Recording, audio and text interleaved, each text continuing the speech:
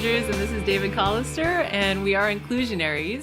We focus on the core common elements of human existence to establish a central point of connection and understanding for all of us. And today we are doing an introduction of sorts to what we're calling the mechanics of spirit.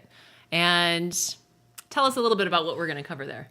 Well, we're going to talk about the connection between the universe, the spirit world, the universe, our planet, our existence here, and then our spirit, our mind, and our body, and how all of that integrates and works, and some of the mechanics behind the scenes.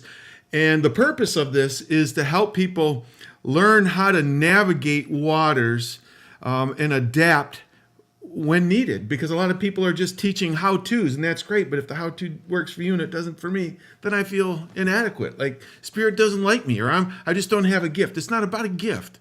It's really simply about learning more about how spirit works and then adapting to the situation.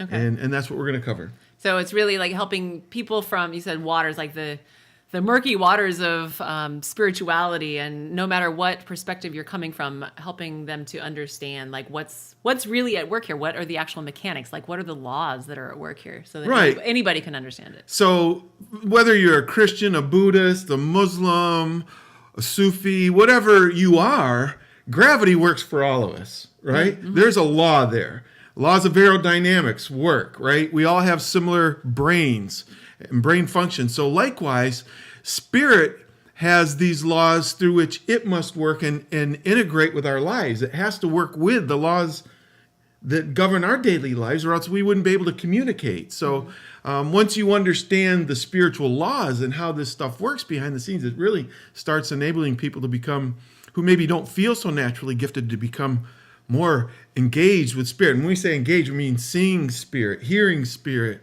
experience, feeling spirit, having, phenomenon like divine healing or miracles, whatever, all those kinds of things. That's what we're going to talk about. Fun stuff. Yeah. So let's start with just kind of mapping out for people as they move through these upcoming videos. Give them an understanding of how you will be approaching the interaction between spirit, mind, body. What is your perspective on how all of these interact with each other? Yeah, so, you've got the spirit world that is all-encompassing.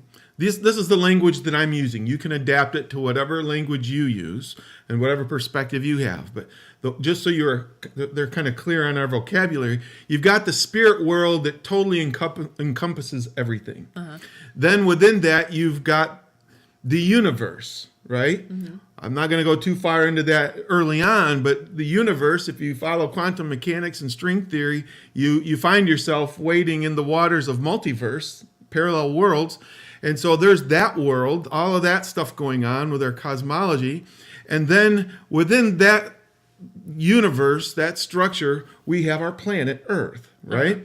And we have our own set of rules that we have to live by, gravity and, sight with color and all these kinds of things. And then we have our own individual spirit. So there's big spirit, capital S, big spirit. We'll just call it big spirit because it's not really big or small. It has nothing to do with size, but we'll just go with that. Big spirit, which is the all-encompassing. Then we each have our own individual spirit. Little spirit. And then little spirit is directly plugged into big spirit. It's part of that cosmos, if you will. It's hard to say the universe and say a galaxy is separate from the universe. A galaxy is part of the universe. Our individual spirits are plugged right in and a part of that big spirit, and we all are connected on a spiritual level through that. Then we have our mind. Our mind is the intermediary, the translator, the interpreter between our spirit and our body. Now, this is where it gets a little bit sticky for people initially, but our body includes our brain, mm-hmm. and it includes our heart. Mind is separate from that. It's close enough to spirit that it can understand what spirit says, and then it interprets whatever signals or messages or visual experiences we have. Mind interprets it, works with the brain mm-hmm. and with the body to interpret those experiences in a way that we can perceive them, so that we have context for them. And then our body is, of course, it's all inclusive. It's everything, but the mind and the heart are included in those. Okay, so just to recap, we have big spirit, just, and then all these other like multiverse and stuff that we'll get into. But in terms of spirit, mind, body, we're talking big spirit, and then our little spirit is part of that big spirit. The mind is the between spirit and brain, body, and brain and heart are part of the body. Correct. Got it. And we want to get into the science of this. So you'll hear me delve deep. We'll go not too deep, but we'll go deep into neuroscience and how the brain works, how our eyes work, how our ears work, how our taste and our bodies all interact with each other. That's important to understand it from a scientific perspective because science is advancing so quickly, exponentially. We're learning more. Like what we know now about the brain as compared to even 7 years ago is like, they don't compare. Like everything is almost changed completely in so many ways. And so this new understanding from neuroscience allows us to have a better understanding of how our brains can communicate and interact with spirit. So we're going to tie a connection in all of these things between science and then ancient understandings of how spirit and body and mind work. So, and just touch briefly, because I know people might be wondering, I tend to use the word intuition a lot. And it's thrown out there. And sometimes, people feel like it's part of, the mind or, spirit, or it's just one of those kind of murky terms for a lot of people. So how do you define intuition? Well, there's a couple ways intuition can work. One is intuition, because our little spirit is connected to big spirit in the big spirit world where we're all plugged in. We're all part of that. Spirit, whether it's another spirit, an angel, a person, however you call those things, or God, if you call it God or universe, whatever you call it, it may, that some being, some consciousness from that realm may connect to our spirit, and we feel a spark in our spirit, and a little bit of a spark where our spirit meets our mind, that interpreter. And that's one way. And then it comes through the mind into our brain, into our body, and into our understanding. Another way intuition can work is spirit can go directly to your heart, right? That part, it can connect and give you something. You feel something.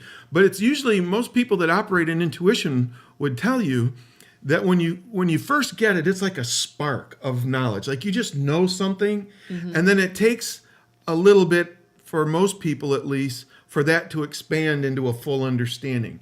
That's the process, the mechanics, the gears, if you will, between spirit, mind, and body kind of turning to say, okay, let's take this spark of inspiration, this intuition, and turn it into something that we can fully understand. So you're saying intuition is kind of that spark from spirit coming into our own realm, if you will. Our realm, that's right. Our consciousness. In one way or another. There are multiple ways. Yes, and we want to communicate that all of this with a lot of stories. I'm a storyteller. I love stories. I'm a writer. So I've had the good fortune or the misfortune of having had a life that was kind of swimming, sometimes drowning in the spirit world since I was a little kid. As early as I can remember, I've had these most bizarre encounters and angels and spirit and divine healings and demonstrable manifestations, gas filling my gas tank and people hearing it, and there's no gas station around and you can hear it going in there. All kinds of stories. I've got a bunch of them, and I've got a lot of friends that are very plugged into that, and I've heard their stories. So we're going to get into a lot of stories. So you've essentially been in a lab your whole life. I've been but my whole life I've studied. I've always wanted to know, Sarah, how does this work? It's okay for me to see angels and healings. I'm happy, for the people that encounter healings, but as soon as that thing starts turning, it's working. My brain is analyzing what are the mechanics, kind of like a physicist, philosopher meets spirit. I'm not a scientist for sure. I'm a wannabe scientist, but I'm fascinated and have been my entire life. How does this work? I don't want to just know how to do something. I want to know how it works. So I can teach people how to adapt. If it's not working for them one way, adapt so that it can work another way. Yeah, when you know the mechanics of something, when you really know how it works at the core level, then you can really use it in a more empowered way and, adjust it as you need for your own personal experience. Exactly. So that's what we're going to get into with Mechanics of Spirit. There will be multiple videos following this, so be sure to find us on Facebook. You can like our page there, and you can also subscribe to us on YouTube. All of these videos will be in both places. And we will see you again soon for the next video.